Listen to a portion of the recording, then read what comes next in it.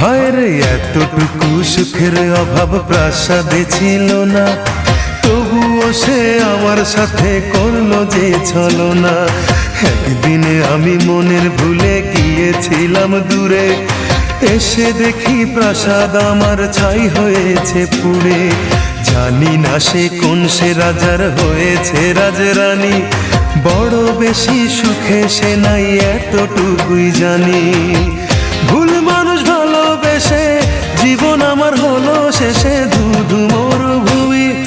যখন তোমার কেউ ছিল না তখন ছিলাম আমি, এখন তোমার সব হয়েছে পর হয়েছি আমি।